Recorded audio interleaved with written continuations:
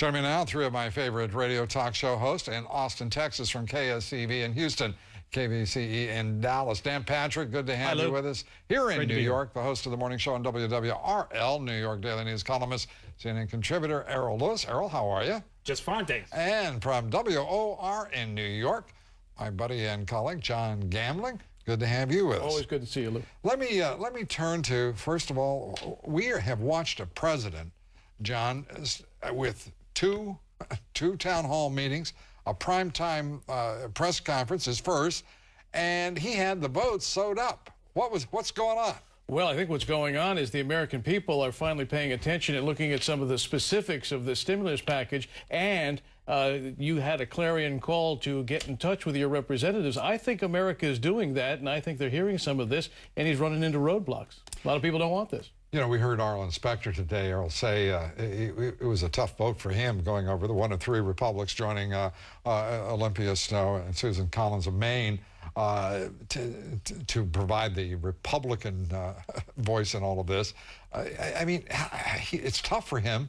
What do you think is going to happen? I think it would have been tougher for him if he hadn't, frankly. I mean, he's in a state that went for Democrats in the last three presidential cycles. It's not as if he can simply buck the will of the people who are going to... So you mean he's not a candidate for profiles and courage? Well, no, I'd say that, you know, look, unlike the Republicans who have been driven completely out of New England altogether on the House side, both of the senators from Maine and Senator Specter, they're looking out for them, you know, the self-preservation. They want to stay in the game. They want to make sure that they've got some kind of alignment with where the people in that region are. How are the folks in Texas feeling, Dan?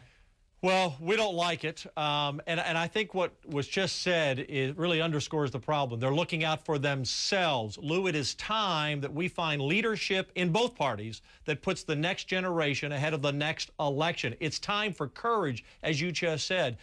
These three Republicans who wouldn't even qualify for the Democrat Party, they're so moderate in Texas, these three Republicans have the future of our country potentially in their hands because they're the three crucial votes. And these three people are selling Americans down the drain. This is a terrible plan, not well thought, Lou. Let me ask you this, because right now, half of the state government deficits in this country are held in one state, California. California, yes. $42 billion, and let's be real honest. If the federal government doesn't bail them out, John Gambling, they're in a world of trouble. They're in a world of trouble. You're absolutely right. But for the government to bail them out, New York has their own problems as well. This is just rewarding legislatures for bad behavior. And where do you get them to change their ways if you just keep shifting money to them every time they come up short? Proposition 13 may have something to do with this, by the way. You know, a generation of tax cutting and property tax cuts in California. Wait, listen, I don't know where these deficits don't just like pop up like a jack in the box. One thing I do insist on, and that's tax.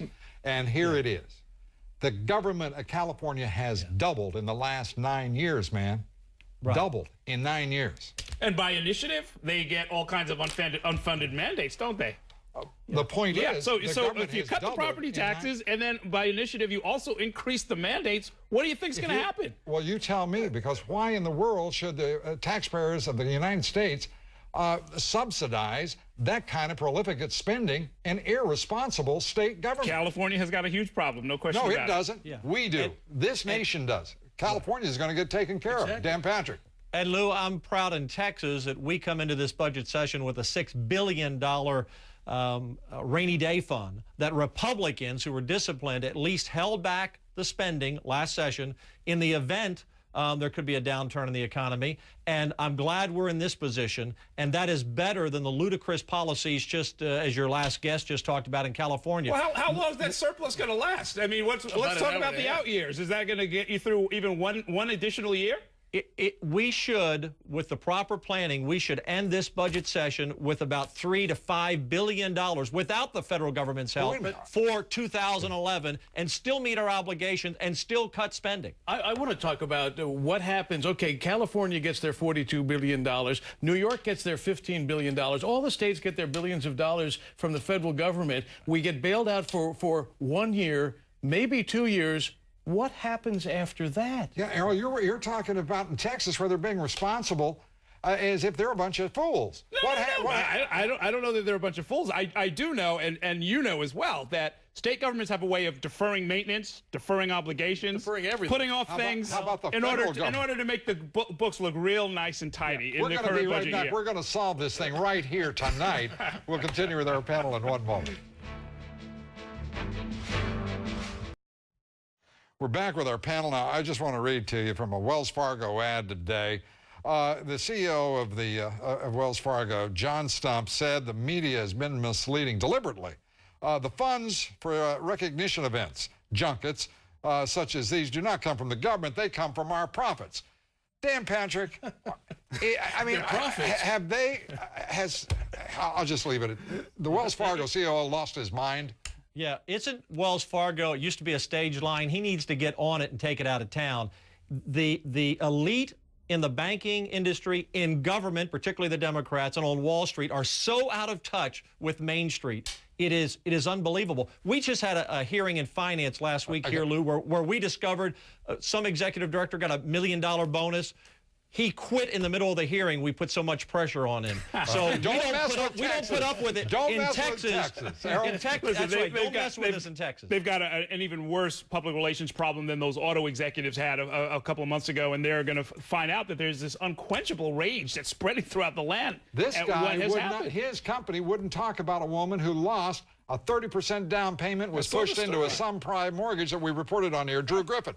This guy wants his junkets. I'm going to take a little different twist on this, however, because these companies that the American taxpayers have invested trillions of dollars in have to make a profit. They have to stay in business. Now, I'm not saying that junkets are the way to go, but when you hear people call for Citibank and the Citi Corporation to pull their name off of the Met Stadium. So you're pro-junket?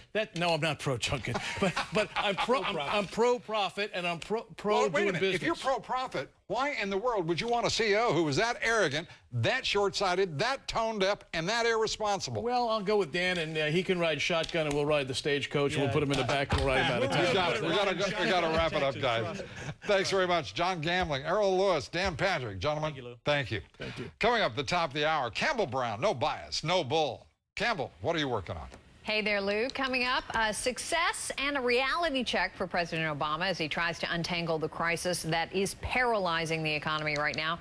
His big stimulus bill closer to becoming a reality, but the latest rescue plan for the nation's banks, as you know, didn't win any cheers on Wall Street. We're going to take the latest bailout plan apart and also look at whether all the billions being pumped into the economy really will end up helping struggling Americans. And also ahead, the Obama's charm offensive, how the first couple is using invitations to the White House to set a new tone in Washington. We have a rare inside look into 1600 Pennsylvania Avenue, also at the top of the hour. Lou. Thank you very much. Well, country music star Dolly Parton in the nation's capital today, where she had a unique take on women and the presidency. I was out on tour when everybody was campaigning, when Hillary was running and all. I thought, yeah, it'd be great to have a woman in the White House. And I thought, well, I don't know if it's such a good idea. Every 28 days, those terrorists better run deeper into them woods. So like I say, if we get a woman in there, But somebody said to me, well, you know what? You just got such a big mouth and you just know how to talk to people. Did you ever think about running for president? I said, I think we've had enough boobs in the White House. And Dolly Parton was in Washington to promote the 75th anniversary of Tennessee's Great Smoky Mountain National Park, and I personally think she did just one great job. And a reminder to join me on the radio Monday through Fridays for the Lou Dobbs Show. Please go to LouDobbsRadio.com to get the local listings for the Lou Dobbs Show on the radio, 2 to 4 p.m. Eastern on WOR here in New York. Still ahead, our poll results, more of your thoughts. We'll be right back.